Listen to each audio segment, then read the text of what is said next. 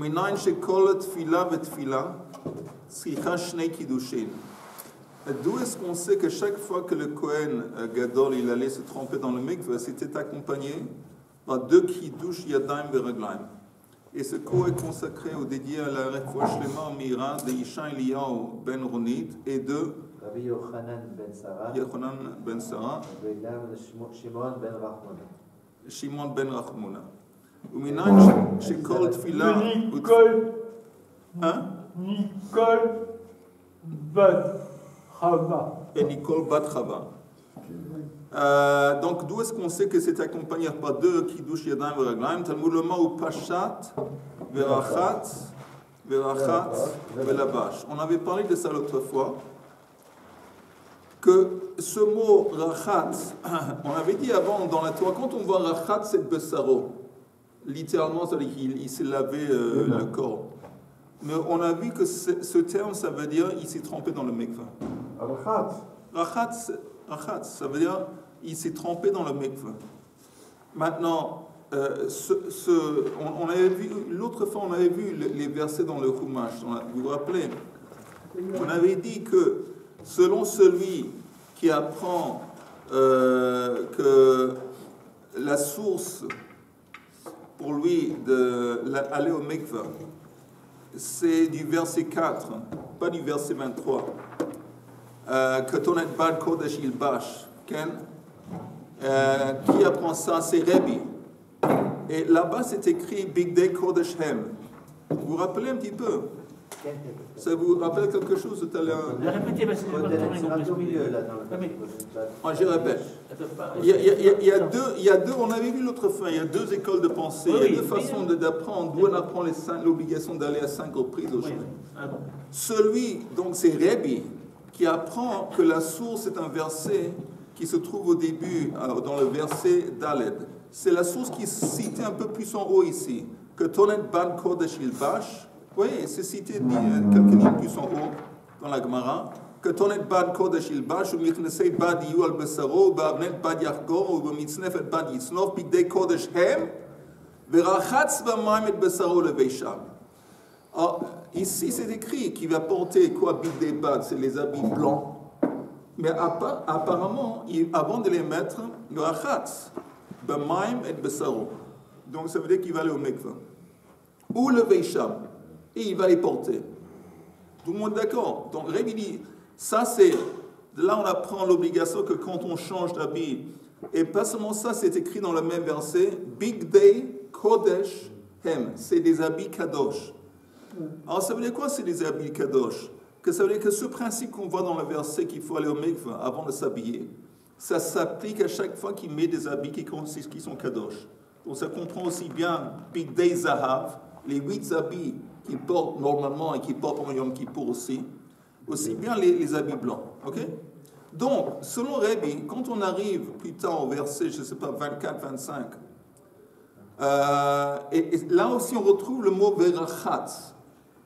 On avait vu dans le verset, dans la Torah, que le mot rachat, il est interposé entre deux verbes, la vache ou pachat. Le verset 23, on parle du fait qu'il se déshabille, et je pense que le verset, je ne me rappelle pas, le verset 25 ou 26, ça parle du fait qu'il s'habille. Au milieu, il y a le terme rachat. Le mot rachat, pour Rebbe, ça ne vient pas nous enseigner qu'il va au mikveh, parce qu'on l'a déjà appris auparavant à partir du verset Dalet. Donc, qu'est-ce qui vient nous enseigner le mot rachat? Ce n'est pas aller au mikveh, c'est kiddush yadayim veraglayim. C'est se tremper, c'est se laver les mains et les pieds. Et comme ça apparaît entre le verbe lavash, s'habiller, entre le verbe pachat, se déshabiller, selon lui, ça veut dire que l'acte de rachat, de se faire kiddush yadayim veraglayim, ça accompagne l'acte de se déshabiller et ça accompagne l'acte aussi de s'habiller. Ok, ça c'est le limoud qu'on avait vu hier. Est-ce que c'est clair? Oui. Non, mais du moment qu'il dit verachat, velavash. Oui. Rachat, velavash. Lavash, ça veut dire il va s'habiller. Donc il était nu. Il a fait le mikveh et il est obligé de s'habiller. Oui. Automatiquement. Oui. Voilà. Oui, mais aller au mikveh, ici, ça ne veut pas dire aller au mikveh. Pourquoi? Parce qu'aller au mikveh, on a appris ça déjà d'une source antérieure, avant, dans le verset Dalet. Ouais. Là-bas aussi s'écrit Rechatz, et là-bas on dit que cette obligation d'aller au mikveh, il s'applique à chaque fois qu'on change d'habit. Le Kohen Gadol change d'habit. Bigdei Kodeshem. Donc, à nouveau, la Torah ne va pas se répéter inutilement, elle ne va pas jeter des. Et en plus, encore une fois, Rechatz, pour répéter quelque chose qu'on a déjà appris. Alors ici, qu'est-ce que ça veut dire Rechatz? Ce n'est pas aller au mikveh. C'est faire Kiddush Yadayim Veraglayim, se laver les mains et les pieds, du Kohen Gadol. Et comme c'est entre la vache, entre Pachat, alors selon lui, l'obligation de faire Kiddush Yadayim Veraglayim, ça accompagne aussi bien l'acte de se déshabiller que l'acte de s'habiller. On continue. Alors, c'est écrit... Rabbi Shimon. Mais Rabbi Shimon. Rabbi Elazar et Rabbi Shimon. Omer Kal Vachomar, lui, il apprend ça à partir de quelque chose d'autre, pas à partir des versets, à partir d'un raisonnement de Kal Vachomar. Qu'est-ce que ça veut dire quoi? Qu'est-ce qu'il apprend? Il apprend l'obligation de faire Kiddush Yadayim Veraglayim chaque fois qu'il va au mikveh, à partir d'un raisonnement. Uma b'makom she'eina ta'un tefila, ta'un Kiddush, dans un endroit où on ne nécessite pas de faire d'aller au mikveh, l'ota'un tefila. Néanmoins, il y a une nécessité de faire Kiddush Yadayim Veraglayim. Makom she'ta'un tefila, mais dans un endroit où il a oui besoin d'aller au mikveh, eino din she'ta'un Kiddush, à plus forte raison, apparemment, il aurait besoin de faire Kiddush. Non. Je suis d'accord avec toi. On pourrait démonter ce Kal Vachomar, mais l'idée c'est comme ça. Le matin, chaque Kohen, quand il aborde son service dans le temple, il n'y a pas une obligation d'aller au mikveh. Et néanmoins, il y a oui une obligation de faire Kiddush Yadayim Veraglayim. Donc pendant Yom Kippour... Le matin, il ne va pas au mikveh parce que la veille, il était là au mikveh. Ça, c'est seulement pour un Metzora. Un Metzora. Et c'est une Kohen, marloque qui est intéressante, c'est une marloque. On avait vu deux écoles de pensée. Mais selon, je ne me rappelle pas qui, je pense que c'est Rabbi Yehuda, mais selon lui, il n'y a pas une obligation d'aller au mikveh avant qu'on rentre dans les temples si on est dans un état de pureté. Il y a un interdit de rentrer dans le temple si on est impur. Mais il n'y a pas l'obligation d'aller au mikveh. Néanmoins, il faut faire Kiddush Yadayim Veraglayim. Donc, dans une situation, pendant Yom Kippour, où oui, il y a une obligation à chaque fois qu'il change les habits d'aller au mikveh, à plus forte raison, on a besoin de faire Kiddush Yadayim Veraglayim. C'est un Kal Vachomar. Est-ce que le Kal Vachomar, il est clair? Ok, très bien. Non, très bien. De toute façon, quand il va aux toilettes, oui. il va au mikveh. Quand il y a 99% de chances que la veille, ou en tout cas, qu'il doit aller mikveh le matin. Alors, juste, je répète quelque chose que Richard a dit maintenant, et c'est vrai, qu'on avait vu précédemment dans une Mishnah, que chaque fois que quelqu'un va à la toilette pour faire Gdolim, il doit aller au mikveh avant de résumer son service, et s'il fait Ktanim, s'il va simplement uriner, il ne doit pas aller au mikveh, il se contente de faire Nitilat Yadayim Veraglayim. Mais juste pour retourner ici, Bokotov, ce Kal Vachomar. Le Kal Vachomar est, je répète, on voit que le Kohen Gadol, avant de rentrer dans le temple, il n'y a pas une obligation d'aller au mikveh. Je regarde le Rashi parce que peut-être le Rashi parle de ça. Oui, il parle de ça. Regardez juste les 3 dernières lignes. Les 3 dernières lignes avant la fin de la page, en bas, le Rashi, le titre du Rashi, Ma makom she'eina ta'un tefila. Vous voyez, Kol yomot hashana, pendant tous les jours de l'année, Abala avod, ein ta'un tefila minatora. Il n'y a pas une obligation, et Rashi précise minatora. Il n'y a pas une obligation minatora que avant de rentrer dans le temple, d'aller au mikveh. Et néanmoins, mais elle a mis divrei sofrim. L'obligation d'aller au mikveh avant de rentrer, c'est une obligation des Rabbanan. Pas selon Ben Zoma, mais selon Rabbi Yehuda. L'iskor tuma yeshana. Maintenant, néanmoins, ta'un kiddush. En dépit du fait qu'on n'a pas besoin d'aller au mikveh pour entrer dans le temple, si on est pur, on sait qu'on est pur. Mais il faut néanmoins faire Kiddush Yadayim Veraglayim, je parle de Kohanim, d'Irtiv bevoam el ohel moed, ou bekorvatam el hamizber yirchatsu, que quand ils vont aborder l'autel et le service, yirchatsu, ils doivent se laver les mains et les pieds.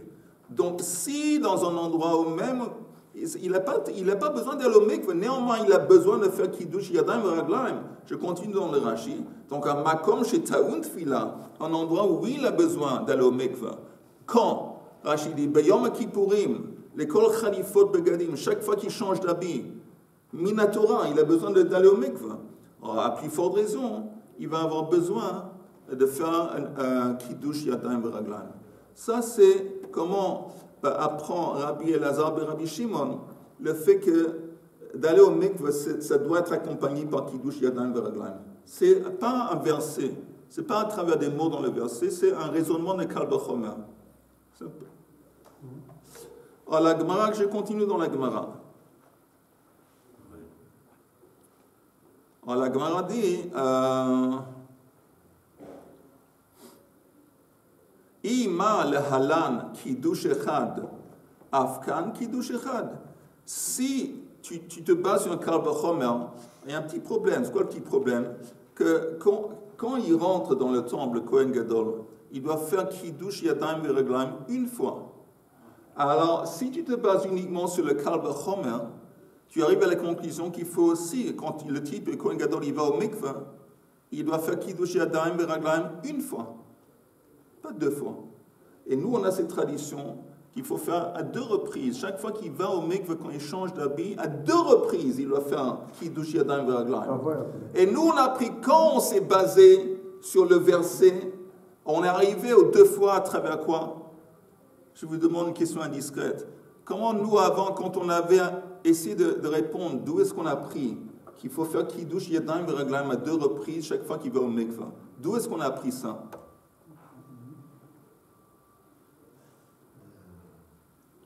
Je sais que les Français, ils ont passé la nuit, ils n'ont pas dormi, ils ont passé la nuit en train de fêter et tout ça. À force de fêter toute la nuit, ils n'ont pas eu ça, ils ont tout oublié. Ils sont fatigués, ils sont fatigués.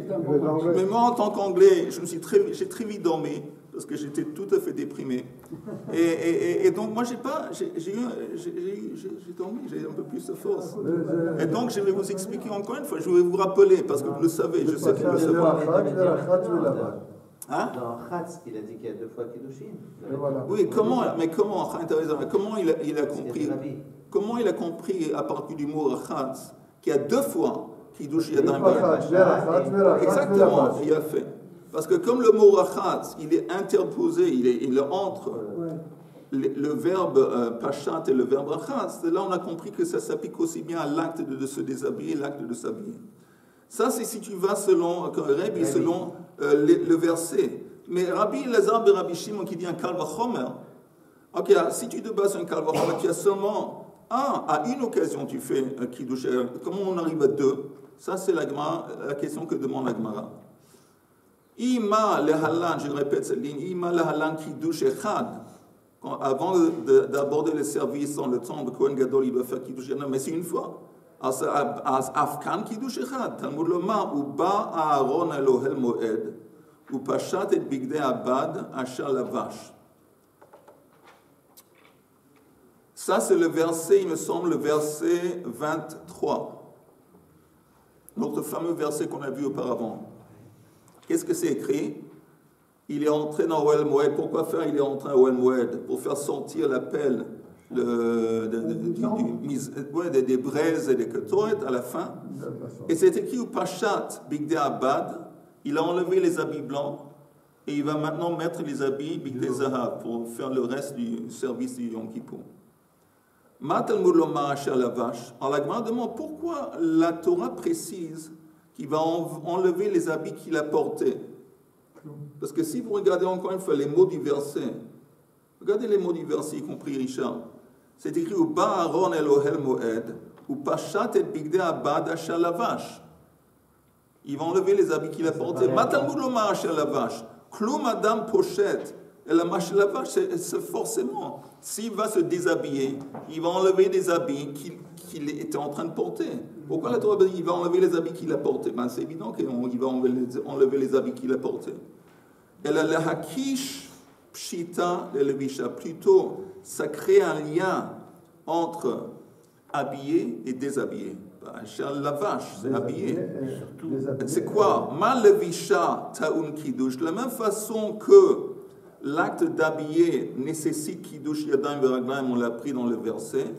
Af pshita ta'un kiddush. Donc la même chose pour enlever les habits, se déshabiller, ça va nécessiter aussi à nouveau kiddush yadayim veraglayim. Alors ça, c'est basé sur cette question, sur cette dracha du verset qui se base sur un truc qu'elle est en plus. Cette expression, tu vas enlever les habits que tu as portés. Bien, c'est évident qu'il enlève les habits qu'il a portés. Non. Qu'il a porté, c'est bien nous dire qu'il y a un lien entre l'acte de porter et l'acte de se déshabiller. De la même façon que porter les habits, s'habiller, ça nécessite kiddush yadayim veraglayim, se déshabiller aussi. Si c'est Rabbi Eliezer, si ça c'est la réponse, si ça c'est la réponse de Rabbi Eliezer ben Shimon, pour ça, qu'est-ce qui fait Rabbi de ça, de cette répétition de la vache? Je ne sais pas. C'est sûr qu'il se déshabillait. Je ne sais pas. Ah. Bonne question. C'est quoi? Attends. Ce que je disais, c'est que il va se déshabiller, c'est-à-dire qu'il va enlever son habit blanc de lin, il va mettre les zahav, les habits de zahav, il va entrer au El Moed, prendre la pelle. Non. Tu entends, Richard? Quand il rentre dans Ohel Moed, il ne peut pas entrer dans Ohel Moed ou dans le Kodesh HaKodashim parce qu'il a laissé la pelle par terre. Dans le Kodesh HaKodashim, dans le Saint des Saints, on dit en français. Oui. Alors pour rentrer là-bas, il doit être en blanc. Alors quand il ramasse la pelle, il sort. La Torah dit maintenant qu'il sort, qu'est-ce qu'il fait? C'est quoi la prochaine étape? Il se déshabille, il enlève les habits blancs, il les met quelque part, et il va aller au mikvah. Il va mettre les habits zahav. Mais en attendant, quand c'est écrit se lave, se laver ici, c'est pas aller au mikvah, parce qu'on a déjà pris quelque part d'autre du verset Dalet qui doit aller au mikvah. Le mot se laver, ça veut dire qu'il va faire kiddush yadayim veraglayim en plus de l'acte de se tremper dans le mikvah. Alors il va faire ses ablutions des mains et des pieds, alors qu'il a encore l'habit blanc. Alors justement, il y a, comme tu dis, l'ablution de se laver les mains et les pieds, ça accompagne deux actes. Ça veut dire que l'acte après qu'il s'est déshabillé, on va voir si c'est après ou avant, mais ça, quand il se déshabille, il fait kiddush yadayim veraglayim. Après kiddush yadayim veraglayim, il va au mikvah. Après il sort, il s'habille. Maintenant, quand il s'habille, ou avant de s'habiller, ou après de s'habiller, à nouveau, il fait kiddush yadayim veraglayim. C'est tout. Et ça, c'est la rupture entre les habits. Non, la rupture entre le rituel habituel de Tamid et le rituel de Kippour. Oui. C'est important. Oui. Mais c'est même pas précisé ça. Parce que c'est évident. Non, on en a parlé, que chaque fois qu'il fait le service des actes qui sont liés au service de Yom Kippour, normalement il est en blanc. Et entre autres, c'est des actes qui le nécessitent à rentrer à l'intérieur dans le Kodesh HaKodashim. Quand il fait des actes qu'on fait pendant la journée, chaque jour, Korban HaTamid, ou même un Korban Moussaf, alors là, il s'habille en Bigdei Zahav. Donc ça veut dire que chaque fois qu'il s'habille, chaque fois qu'on Zahav ou en Laman, il fait deux fois Netila, il fait une fois avant de se déshabiller et une fois après s'être réhabillé. Après s'être habillé, du même vêtement. Et au milieu, il va pas le même vêtement. Non, pas le même vêtement. Quand il change d'habit. Non, il change de vêtement. Non, mais ça veut dire que le même vêtement, c'est-à-dire que le vêtement blanc, il a eu deux fois la Kiddusha, deux fois les Kiddushin. Et avant et après. Quand il enlève les habits blancs, il va les enlever pour s'habiller même les habits blancs. Avant de les enlever, quand il les a mis la première fois, la même chose. Donc, c'est pour ça que pendant Yom Kippour, on l'a dit, il y a 5 reprises, il va au mikvah. À 10 reprises, il fait kiddush yadayim veraglayim, parce qu'à 5 reprises, il change d'habit. Ok? Chaque fois qu'il va au mikvé. On aurait pu penser, la logique, elle dit que je vais au mikvé, j'enlève mes vêtements. Quand j'enlève mes vêtements, je ne fais pas de Tziat. C'est parce que justement, il y a une kedusha dans ces vêtements-là. Non, il y a une kedusha aussi. Bigdei Zahav, c'est kedusha. Dans les deux. Finalement, le problème, c'est la pelle, qui a tout perturbé. Parce que le problème, c'est qu'il ne peut pas la retirer, il ne peut pas partir avec la pelle. Bon, il ne peut pas rentrer dans le Kodesh. Elle est trop chaude. Elle est trop chaude, donc il faut attendre qu'elle refroidisse. Qu'est chaude, qu'est chaude. Comment il arrive à chaude, Richard? Mais si elle est chaude. Et comment elle la met? Quand elle la met, elle n'est pas chaude. Tu entends, c'est une bonne question. À quoi ça sert? Richard, il parle pas avec. C'est bien ce que tu demandes, c'est une bonne question. Oui. Mais d'abord, la question se demande même au début. Il apporte l'appel. Quand il rentre de faire le service principal, un des services principaux de Yom Kippour, c'est brûler l'encens où? À l'intérieur dans le Kodesh Kodashim. Il rentre avec deux pelles. Une pelle dans laquelle se trouvent les braises, et l'autre dans laquelle se trouve l'encens, le ketoret. Il met par terre dans le Kodesh Kodashim le truc avec les braises. Après, il verse sur les braises. Après, quand il a versé, il y a la fumée qui monte. C'est un acte important qui se déroule, un service à Yom Kippour. Oui. Il laisse ça par terre. Mais de toute façon, même quand il rentre, c'est encore plus chaud quand il rentre que quand il sort. Parce que quand plus tard, il va rentrer à nouveau pour les faire sortir, ça s'est refroidi. Maintenant, tu me demandes, comment ça se fait que quand il rentre, c'est pas chaud? C'est chaud, mais qu'est-ce qui est chaud?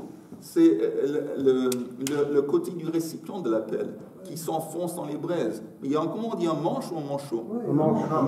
Il y a un manche. Le manche, il est assez long, de sorte qu'il peut tenir comme une poêle. Tu tiens la poêle et le manche, il n'est pas chaud. La poêle, elle est chaude. La fourchette, quand tu manges, c'est brûlant. Tu peux manger. Oui. Moi, ce qui me gêne, c'est un travail salissant avec la pelle et tout ça, et puis l'habit d'or et tout ça pour faire ce travail. Non. Non, avec la pelle, l'habit blanc. Non, mais quand il fait pour le truc, c'est avec la... Quel truc? Pour la pelle et tout ça, c'est avec la... Blanche! On voudrait vous le faire. La pelle, il y a René. D'abord, je m'excuse maintenant que j'ai levé ma voix. Non, je m'excuse. Je vais faire sortir la pelle. Où est-ce qu'elle est, la pelle? Elle est dans le Kodesh Kodashim, d'accord? Dans le Kodesh Kodashim? Oui. On ne peut pas entrer dans le Kodesh Kodashim. Lui, il ne peut pas quand il n'est pas habillé en blanc.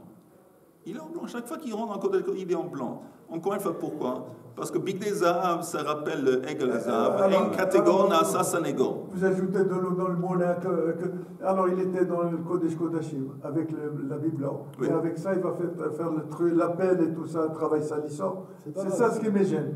Alors je vais te dire, tu sais, il y a des cuisiniers, il y a des chefs qui travaillent dans la cuisine, derrière dans le restaurant. Et pas chaque chef en blanc. Oui, et si tu regardes moi je ne regarde pas les films, mais apparemment on m'a raconté, si tu regardes les films, comment les chefs ils cuisinent, ils restent en blanc, ils ont l'air très naquis, très... Il s'essuie les mains avec sur le tablier. De toute façon, on va continuer, on va laisser la chaleur et la saleté de côté. Je ne dis pas que ce n'est pas des problèmes, mais c'est des problèmes secondaires. Maintenant, j'aimerais retourner à un truc important. Est-ce que vous vous rappelez, parce que avant j'étais un peu surpris, parce que j'ai demandé une question sur quelque chose que je pensais qui était clair avant et j'ai vu qu'apparemment non. Alors, je demande encore une question qui est importante. Vous voyez qu'on avait dit que le verset 23, où c'est écrit que Uva Kohen, Uva Aaron el Moed, on avait dit que ce verset, c'est le seul verset dans la liste des versets qui dans Achrei Mot, qui parle de Yom Kippour, qui n'est pas à sa place. Vous vous rappelez qu'on a parlé de ça? Et que sa vraie place, c'est à la fin, plus ou moins à la fin. Pourquoi on a dit que c'est pas... Comment on sait que c'est pas à sa place? Est-ce que quelqu'un se rappelle? C'est le problème des... Yuda. C'est le problème des habits. Tu vois, tu es censé... J'attends le... Il est rentré... Tu fais le Chazara. Très important, les mecs, de faire le Chazara. Très important, parce que sinon, ça devient comme la vie, ça devient un rêve. Un rêve flou comme ça, et on a peine... On avait dit comment on sait que le verset 23, il n'est pas à sa place? Quelqu'un se rappelle? L'autre fois, oui. Parce qu'il a toujours ses habits blancs. Il a fait. Oh, vous avez entendu ce que Richard a dit? Pour une fois qu'il a dit quelque chose qui... Et vous avez entendu ce qu'il a dit? Il a dit qu'il a toujours ses habits blancs. Alors, qu'est-ce que ça nous embête qu'il a toujours ses habits blancs? Si on va selon la chronologie des versets. L'ordre des versets. Pourquoi ça nous embête qu'il a toujours ses habits? Tu ne dois pas les enlever. Voilà. On va avoir moins d'opportunités de changer les habits. Si tu me dis qu'il sort après qu'il a fait le travail à l'intérieur, et il met ses pics des zahav, Et après, plus tard, il va à nouveau devoir rentrer dans le Kodesh HaKodashim pour faire sortir la pelle. Alors, il va devoir encore une fois mettre les habits blancs, et ça nécessite encore une fois d'aller au mikvah. Alors là, on arrive à cette tradition qu'on sait qu'il y a 5. Il y a 5 tfilot et 10 kiddushin. C'est pour ça, très bien. C'est pour ça que on sait, Chazal, ils savent que ce verset, c'est le seul verset qui n'est pas à sa place. Je sais, peut-être plus tard, on va expliquer pourquoi ce verset n'est pas à sa place, parce que c'est bizarre. Mais voilà. Rav, oui. Quand il prend les tenues blanches, est-ce qu'il y a plusieurs tenues blanches? Non. Pas qu'une seule tenue? Il y a 4, bon, ça consiste de 4 habits. Il y a la longue, comment on dit, un tablier, une chemise qui est longue, il y a les pantalons, il y a la ceinture et il y a le chapeau. Il remet les mêmes habits toujours, par exemple, et les blancs et les... Chaque fois, oui, les mêmes habits. À chaque fois qu'il change d'habit, il remet les habits blancs qu'il a mis avant quelques heures. On continue dans le texte de la Gemara. Eli, tu voulais demander une question? Non. Ok. Non, oui, ça me revient maintenant. On dit qu'il fait des théâtres de lui avant et après s'être habillé.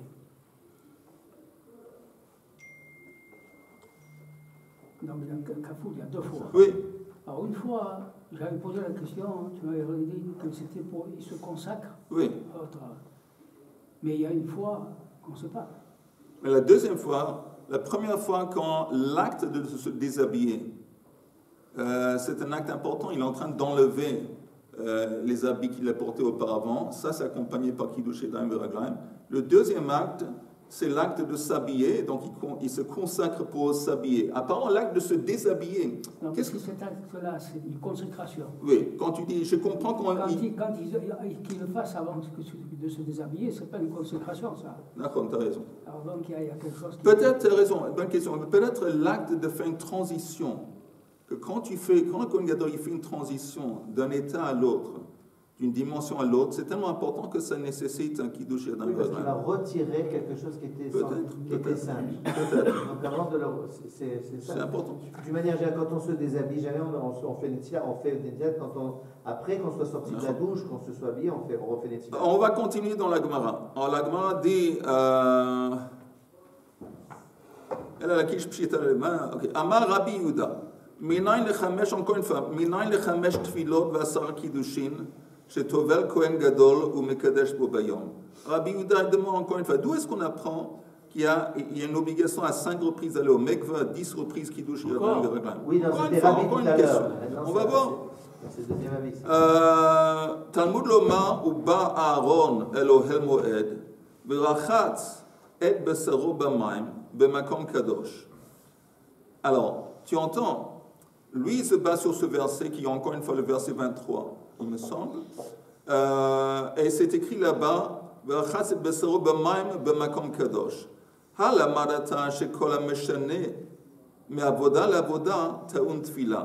donc de là, on voit que à chaque fois qu'il change de service, c'est quoi un change de service entre l'avoda de Yom Kippur et l'avoda de Yom Echol, qui fait aussi Yom Kippur. Mais avoda, il doit se laver, parce que qu'est-ce qui est écrit ici dans le verset? Encore une fois, c'est écrit, ou ba Aaron el ohel moed, ve'achatz et besoro b'mayim b'makom kadosh, et après et c'est écrit encore une fois dans le verset, c'est le verset 23. Et il habille, il s'habille, c'est écrit dans le même verset, il se déshabille, il s'habille. Et ve'achatz, ok? Donc, la Gemara demande, Ashkechan, c'est l'avant-dernière ligne, Ashkechan me bigdei lavan, les bigdei zahav. On voit ici, parce que c'est texto, que quand il enlève les habits blancs qu'il portait quand il est entré dans le Kodesh Kodashim, et il va mettre les habits d'or, là on voit qu'il doit se laver. Mais l'opposé dans le sens inverse, mais bigdei zahav, les bigdei lavan, minayin. D'où ce qu'on sait que s'il lavait, il portait les bigdei zahav, il allait mettre les bigdei lavan, il faut se laver. Ici, ce que tu m'apportes, le verset qu'on nous apporte, c'est un verset du fait qu'il apporte, il sortait du Kodesh Kodashim, il était en blanc, il se déshabille, il enlève les habits blancs, et pour mettre les habits d'or, il va au mikvah. Ok. D'où est-ce qu'on sait que ça s'applique dans le sens inverse? On passe en haut de la page suivante. Tana, de Vei Rabbi Ishmael Kal V'Chomer. Il dit que c'est un Kal V'Chomer, c'est un raisonnement. Ma bigdei zahav, she'en kohen nichnas behen, lifnai velifnim, ta'un tfila.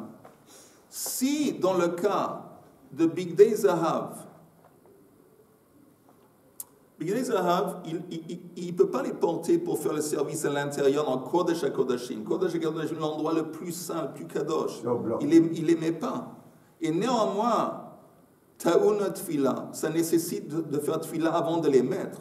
Bigdei lavan, shenichnas bahen lifnai velifnim, einodin sheta'un tfila. Dans les habits blancs, qui sont tellement importants, la preuve qu'il va les porter quand il rentre à Kodesh HaKodashim, à plus forte raison que ça nécessite de se laver, d'aller au mikvah. Si on voit qu'avant de mettre les bigdei zahav, il doit aller au mikvah, et bigdei zahav, en quelque sorte, c'est un niveau inférieur, parce qu'on ne peut pas les porter, il ne peut pas les porter quand il rentre à Kodesh HaKodashim, mais néanmoins, ça nécessite mikvah.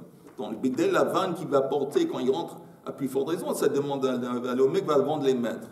La Gemara demande, et que le mifrach, on peut demander, on peut attaquer ça, la réflexion suivante, ma le bigdei zahav, sheken kaparatan meruba. Il dit, mais attends, il y a un truc qui est sévère ou important avec les bigdei zahav, un avantage qu'ils ont sur les bigdei lavan. Kaparatan meruba, c'est quoi kaparatan meruba? Pendant toutes les journées de l'année, quand le Kohen Gadol il fait la kapara, il les porte. Donc c'est bien beau que, disons, le bigdei lavan, il rentre dans Kodesh Kodashim, mais il ne peut pas faire tous les actes de kapara qu'il fait pendant l'année avec bigdei lavan.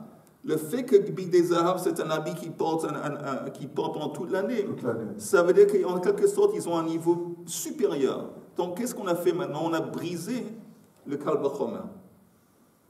Qu'est-ce que c'est un kal vachomer? Un kal vachomer, c'est que on dit comme ça.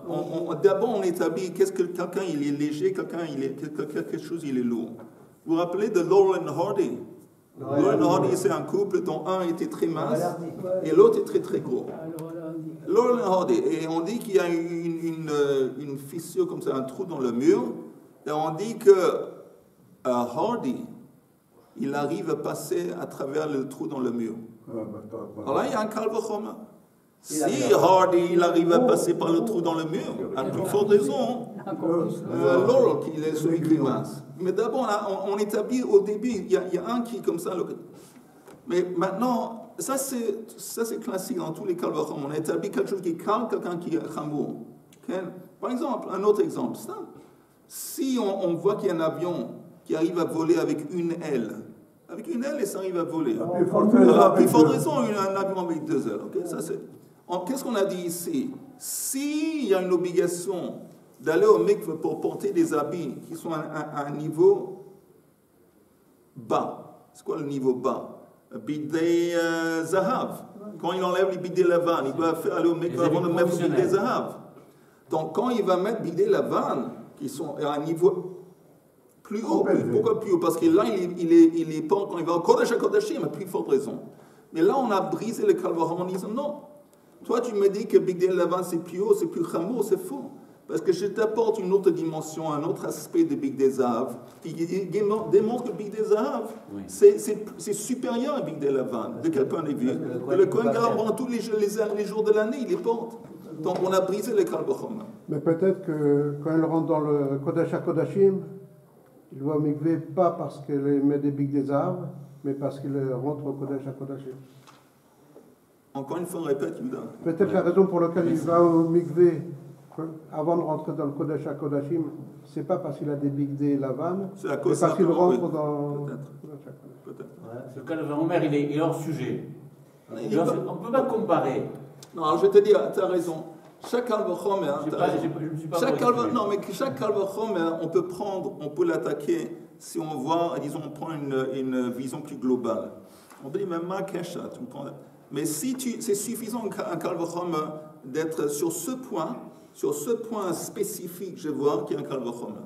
Ça c'est le moment que tu vas élargir la vision, ça devient plus facile de briser un kal vachomer. Vous savez quoi? J'aimerais dire 2 mots. J'aimerais dire 2 mots sur la paracha avant de continuer. Alors on s'arrête là. On s'est arrêté au point là, Amar Rabbi. Et je vous demande, même je vous supplie, de faire une chazara avant demain si c'est possible. Pas une longue chazara, je ne veux pas vous fatiguer ou trop imposer, mais même 10 minutes, un quart d'heure, si vous avez le temps et l'envie, rien d'autre à faire. Pourquoi le Torah, c'est pas important? Il y a un truc de base qu'on voit dans la paracha, dans cette fameuse rencontre entre Yaakov Avinu et son frère. Et ils se rencontrent, et puis là-bas c'est écrit que Esav dit à Yaakov, il dit comme ça, Vayomer Nisa v'neilecha ve'elcha lenegdecha. Il dit, tiens, on va voyager ensemble et on va aller un en face de l'autre. Les sages ont compris que c'est pas simplement dit, tu sais quoi, on va faire un bout de voyage ensemble. C'est pas important, c'est pas intéressant. Qu'est-ce que ça nous importe? Qu'est-ce que ça nous enseigne? Qu'il y a qui dit, tiens, je t'accompagne, on va voyager un peu de chemin ensemble. Chazal disent que Esav est en train de proposer à Yaakov de gérer le monde ensemble. On va maintenant gérer le monde, on va faire un travail d'équipe, moi et toi. Maintenant, Yaakov, il refuse. Et la raison pour laquelle il refuse, il dit la chose suivante. On a parlé de ça avant, mais c'est possible. Des enfants, c'était... Oh, on a vu que tu as fait une... c'est écrit. Vayomer ilav Adoni yodea ki hayeladim rakim v'atzon v'abakar alot alay udefakum yom echad v'metu kol atzon. Écoute, tu sais que j'ai parmi moi beaucoup d'enfants qui sont jeunes, et même parmi le troupeau, j'ai des animaux qui sont jeunes. Il y a avant, et si j'accélère un jour, ils vont mourir. Il y a avant, na adoni lifne abdo. Toi, va avant moi, vani na laliti, et moi je vais aller mourir tout doucement, les règles à melacha, achal lefanai, ou les règles à yeladim, ad asher avo el adoni seira. À cause des enfants, à cause du travail, et plus tard je te rencontre à Seir. Maintenant, il y a deux questions ici. Une question de base est, pourquoi est-ce que Esav, il va vite? Ça, c'est la raison pour laquelle il y a... Il est arrivé en il avait 400 soldats. Alors, pourquoi la question de base, pourquoi est-ce que Esav, il va vite? Et deuxième question, et pourquoi Yaakov, il veut aller lentement? Il reste dans le pays. Alors, Jacob, il reste dans le pays, ça, il doit partir. Il y a une troisième question. Attends. Ils sont durs, Emouna, c'est dur, c'est pas facile. Alors, la réponse vis-à-vis d'Esav, pourquoi il va vite? Parce qu'il faut savoir que qu'est-ce qui intéresse Esav dans la vie? C'est le résultat. Le résultat. On voit ça dès le début, quand Esav il est né. Comment il s'appelle Esav en hébreu? Assoui. Il est déjà prêt. Comment on voit qu'il est déjà prêt? Par Chazal, ils disent que quand il est né poilu. Il est poilu.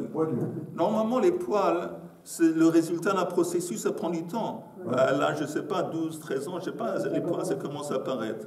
Le fait qu'il est déjà complet, Assoui, ça nous dit quelque chose vis-à-vis de la nature que de Esav. Deuxième chose, on l'a vu auparavant, avant deux parchiot, quand il arrive, il voit son frère en train de préparer la soupe là, de Hadashim, et il dit, qu'est-ce qu'il dit? Haliteini na min ha'adom ha'adom hazeh. Et Rashi dit, c'est quoi Haliteini? J'ouvre ma bouche et tu verses dedans. Qu'est-ce que Chazal, ou qu'est-ce que la Torah est en train de nous enseigner avec cette idée? L'idée est que même le moindre effort de prendre une cuillère et de soulever les lentilles et de les mettre dans sa bouche, même ce moyen, il préfère les daleks, comme on dit en français. Il préfère sauter, parce que c'est un effort. Le moindre effort, parce que tout ce qui intéresse à Esav, c'est la fin. The end product. C'est le résultat. Le résultat final, et c'est, comme on dit en hébreu, sipuk miyadi. Comment on dit sipuk miyadi en français? Résultat immédiat. Il veut un plaisir, il veut le plaisir immédiat. Attends, mais il n'était pas chasseur? Oh, alors justement, il y a un midrash dans le Pirkei de Rabbi Eliezer qui dit que, justement, les Hadashim, la soupe aux lentilles, il rentre, il voit son frère Yaakov qui est dans une petite pièce en train de cuisiner les lentilles et la pièce est pleine de fumée parce qu'il est en train de cuisiner. Et il voit qu'il est en train de larmoyer, les yeux de Yaakov, il pleure à cause de la fumée. Il dit, qu'est-ce que tu es en train de faire? Qu'est-ce que tu es en train de faire? Tu as semé les lentilles, tu les as arrosées, tu as attendu, après tu les as cueillies, tu les as lavées, tu les cuisines. Il y a une midrash qui dit que Abraham, Avinu, il était mort et il faisait le... Alors il dit, pourquoi tout cet effort? Moi, je prends une flèche, je prends un arc et une flèche. Je tue un animal, je le mange sans le cuisiner. Je le mange cru. Comme on dit, steak tartare. On le mange vivant. Oui, il est pas vivant. Mais, non, pas vivant, je le tue, mais je le mange cru. Qu'est-ce que ça veut dire? Encore une fois, on voit qu'Esav, tout ce qui lui intéresse, c'est vite. Yaakov, par contre, c'est tout à fait le contraire, c'est l'Ish HaDerech, c'est l'homme du chemin, du acheminement. Et l'exemple de Yaakov, du fait c'est la personne du chemin, on voit avec sa femme. C'est peut-être la seule personne dans l'histoire que pour se marier, il a dû investir 7 ans pour marier une femme, après 7 ans pour la deuxième. Mais c'est du jamais vu, 7 ans pour se marier. Avec lui, ça prend du temps et du temps. Il a quitté la maison pour trouver une femme, il a 63 ans, et encore une fois, il a 14 ans à l'Yeshiva, les Shem-Va'ev, après encore 7 ans avant de se marier. Il fait des chazarot. Voilà. Mais attends une seconde, j'ai juste finir l'idée. Mais en attendant, ce qui est remarquable, c'est que c'est écrit dans la Torah que pendant les années qu'il travaillait pour Rachel, Hayu Be'einav Kayamim Achadim, que cette période est passée très vite pour lui. Ce qui est bizarre parce que normalement, quand on attend vivement quelque chose, le temps passe lentement. Et c'est écrit pourquoi? C'est écrit dans le verset dans la Torah, Me'avato Ota. Il a pris le résultat final des 7 ans de travail, c'était Rachel. Il a investi le résultat final dans le chemin, dans le moyen, dans le chemin. Il a pris le résultat final, je répète, il a investi ça dans le chemin. Ça veut dire que pourquoi Yaakov, ce qui lui intéresse, c'est l'acheminement. Il dit parce que lui, il s'occupe des enfants. Après 20 ans, quand il y a eu cette fameuse rencontre entre Lavan, entre Esav et Yaakov, qu'est-ce qu'il a eu Yaakov? Esav est venu à la tête de 400 personnes. Il avait le pouvoir, il avait la gloire, il était puissant. Ça, c'est ce qu'il a atteint après 20 ans. Qu'est-ce que Yaakov a après 20 ans? Une famille. Alors, ce qui l'intéresse, vous avez des familles surtout. Mais c'est surtout. Mais pourquoi combien lui donne de cadeaux?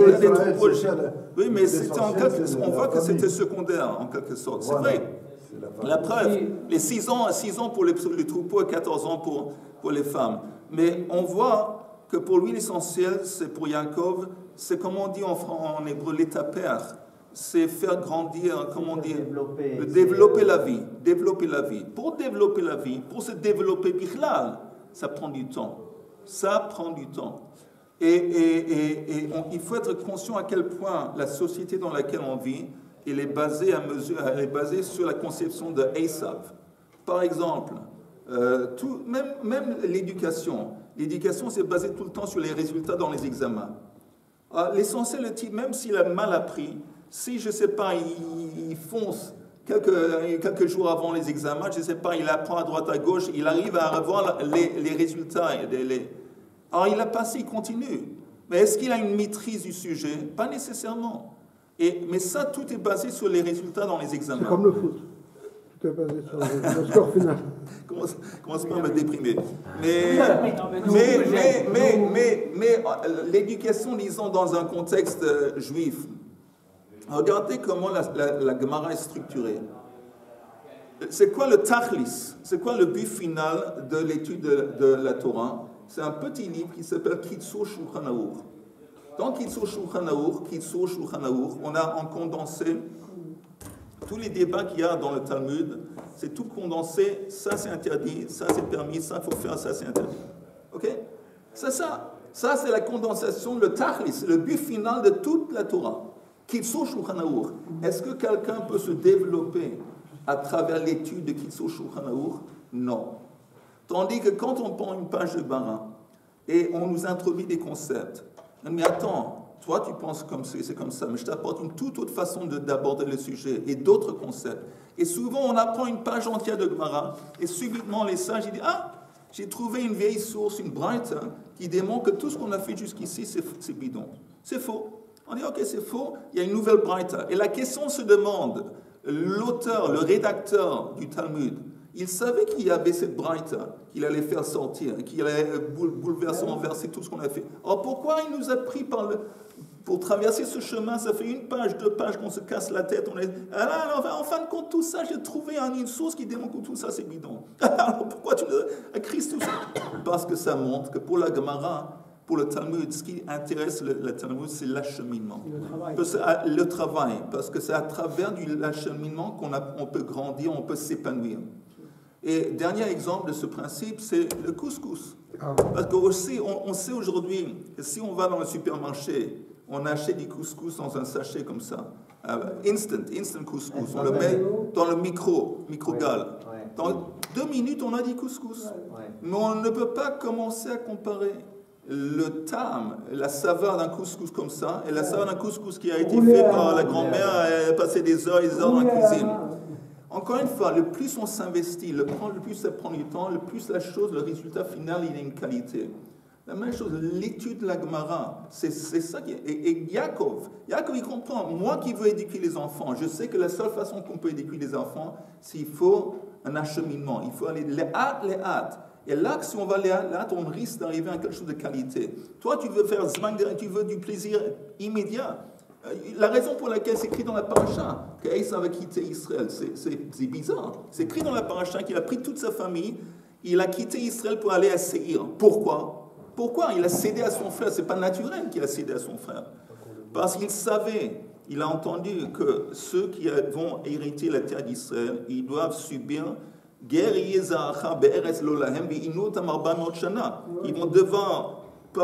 vont devoir vivre l'exil en Égypte et la souffrance, l'esclavage en Égypte pour pouvoir plus tard hériter la terre. Il dit, je vois que ça prend du temps, je vois qu'il y a la souffrance, je veux pas. Et ça, c'est la grande différence entre le concept, la mentalité d'Esav qui veut du plaisir immédiat, et au contraire, Yaakov qui veut grandir, il veut faire grandir et développer la vie, et il sait que la seule façon qu'on peut développer la vie, ça prend beaucoup de temps et beaucoup d'investissement.